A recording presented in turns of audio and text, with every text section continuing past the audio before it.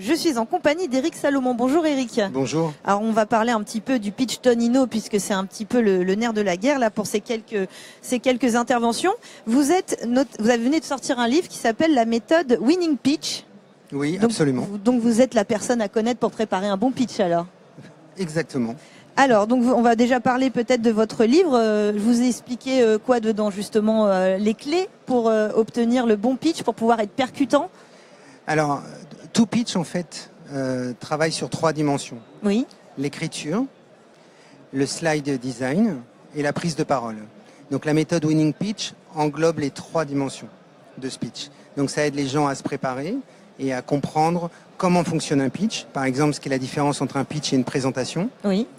Et une fois qu'ils ont Quelle compris, on leur donne, et je vais vous le dire. D'accord. Et une fois qu'ils ont compris, je leur donne une recette. Donc je leur dis voilà les ingrédients dont vous avez besoin et voilà la recette. C'est une recette très pratico-pratique qu'ils peuvent très vite comprendre et très vite mettre en action. D'accord. Donc la différence entre une présentation et un pitch. Très simple. Une présentation, comme son nom l'indique, sert à présenter. Oui. Et un pitch sert à vendre. D'accord. À et convaincre. Vendre. Convaincre, Oui. Mais quand vous commencez par convaincre quelqu'un, très souvent c'est pour lui vendre un projet vendre derrière. quelque chose, oui. Alors vous avez coaché justement les lauréats du concours Pitch Tonino. Comment ça s'est passé alors vous avez ils étaient super. Ouais. Des bons élèves.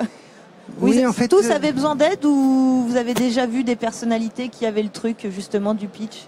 En fait, il y a plusieurs sujets. Le truc, ils l'ont tous parce que au lieu d'aller sur un chemin facile qui était de se faire embaucher quelque part, ils ont décidé d'être entrepreneurs. Donc ça veut dire qu'au fond d'eux, ils ont une espèce de feu sacré. Donc c'est ça le truc. Le truc d'un pitch, d'abord, c'est d'avoir ce feu sacré. Après, c'est une question de technique. Il faut comprendre comment ça fonctionne. Et la chose la plus importante, c'est de comprendre l'autre. Il y a plein de gâteaux qui arrivent, c'est génial. Oui, mais c'est génial, c'est l'heure du goûter peut-être, je ne sais pas. C'est formidable. Donc en fait, la première chose, ce qui arrive le plus souvent, c'est que les gens disent « je ». Ils ont un magnifique projet et ils veulent tellement le vendre qu'ils se retournent vers le projet et ils disent « regardez mon projet comme il est beau ». Avant de faire ça, il faut d'abord se connecter à la personne qui est en face, à son public. Et son public, il a des besoins, il a des attentes. Et en fait, on doit démarrer par ce qu'attend et ce que veut le public. Quand on lève de l'argent, par exemple, on a en face de soi des investisseurs qui ont des besoins particuliers. Les investisseurs, ils veulent savoir qu'il y a un problème ou une aspiration sur un marché qui n'est pas adressé ou mal adressé. Ils veulent savoir que le marché est énorme. Ils veulent savoir qu'il y a une réponse qui est pertinente, bien sûr, très souvent radicale, avec une innovation. Et ils veulent savoir ce qu'a fait l'équipe. Ils veulent connaître son expertise et ils veulent connaître son expérience. Et ça, en fait, il faut le donner tout de suite. Et un des secrets du pitch, c'est de comprendre que votre projet est une réponse. Et pour qu'il ait le statut de réponse, ce qui lui donne une forme d'évidence, il faut poser la question. Quelle est la question posée par le marché? Et puis il faut ensuite montrer que c'est une grosse question. Et enfin, la réponse va arriver. Et très souvent, les gens qu'on a en face de nous viennent directement avec le projet. Et du coup, ça ne donne pas un sentiment de réponse et on ne comprend pas l'évidence. Ce qui fait que le début du pitch est extrêmement important. Oui, c'est un peu comme un titre dans un article, il faut accrocher direct. C'est la journaliste qui a tout de suite compris. C'est exactement ça. En fait, je dis souvent qu'un pitch, c'est comme un train. Il y a des wagons, c'est assez facile de mettre des wagons les uns à côté des autres. Ce qui est important, c'est qu'il y ait une locomotive. Ah oui, sinon on va nulle part. Hein.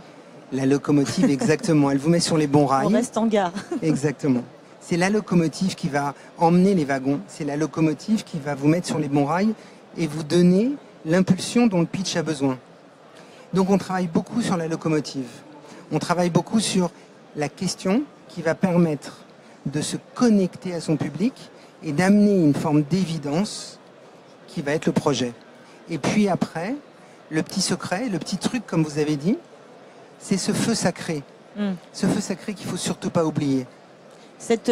Sa propre personnalité, j'imagine, qui fait aussi la différence quand on présente un projet. Nous, on doit comprendre, que ce soit mes coachs ou moi, on doit comprendre qui est la personne. Elle a une couleur, elle a des habitudes, elle a une façon d'être. On ne doit pas toucher à ça. On doit lui apprendre à faire du vélo. Oui. C'est tout. et elle va après très très bien pédaler. Une fois qu'on lui aura dit comment faire du vélo. Et après, elle l'utilisera de la manière dont elle le veut. Exactement, avec ses mots sa propre personnalité, ses propres mots. Exactement. Et donc, on lui donne une méthode qui est un chemin de fer intelligent. Et avec ce chemin de fer, en fait, elle n'oublie rien. Justement, quand vous coachez quelqu'un, vous le faites de la même manière pour tout le monde ou vous vous adaptez justement à une personnalité? C'est intéressant parce que la personne Claire qui était avant parlait de customisation. Oui. En fait, chaque coaching est customisé. Parce que la première question qu'on lui pose, nous on fait la même chose que ce qu'elle a à faire. La première question qu'on pose, c'est qu'est-ce que tu attends de cet accompagnement? Et en fonction de ce que la personne attend, on va customiser en vérité l'accompagnement. On va essayer de lui apporter la chose dont elle a besoin. Il y a des gens qui ont plus besoin sur l'écriture, il y a des choses qui comprennent rien, des gens qui comprennent rien aux slides, qui font des slides autoportantes, des slides prompteurs. Et du coup, quand vous faites une slide prompteur, vous ne servez à rien. Et puis, il y a des gens qui ont des problèmes, qui ont peur de parler en public. Oui. Ce qui n'était pas le cas du tout ce matin. D'accord. Mais, parce que c'est des jeunes qui ont peur de rien. Mais on travaille sur ces peurs. On fait en sorte, on leur donne des techniques pour se mettre à l'aise. On leur donne des techniques pour comprendre, en fait, ce qui est en jeu. Alors, comment vous la trouvez, cette nouvelle génération de jeunes entrepreneurs ou de futurs entrepreneurs, justement? Ils sont top. Moi, je trouve que, franchement, c'est pour ça que je fais ce métier, c'est pour être avec eux. Parce qu'ils ont une énergie incroyable. Ils ont ce feu sacré que j'évoquais tout à l'heure. Ils ont une envie folle d'aller de l'avant. Ils sont déterminés. Et en même temps, ils veulent garder une certaine candeur, un certain regard d'enfant, qui, de mon point de vue, est totalement nécessaire. Oui. Parce que pour pouvoir rêver son avenir, il faut garder quelque chose de candide.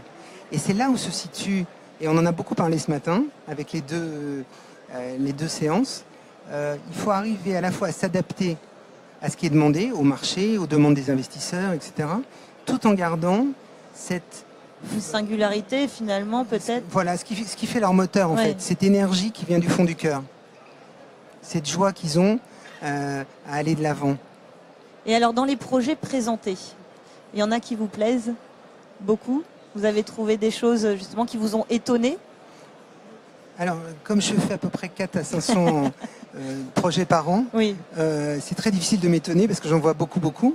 Mais est-ce qu'il y en a qui arrivent à sortir du lot à vos yeux? Justement, est-ce que vous êtes peut-être un peu pas blasé, mais à force justement... Non. Si j'étais blasé, j'arrêterais ce métier. J'imagine. Non, ce qui m'intéresse, c'est d'abord les gens. C'est d'abord les personnalités. C'est l'échange. C'est l'échange avec eux. Plus que l'échange, la transmission. C'est-à-dire, ce que j'essaie de leur apprendre...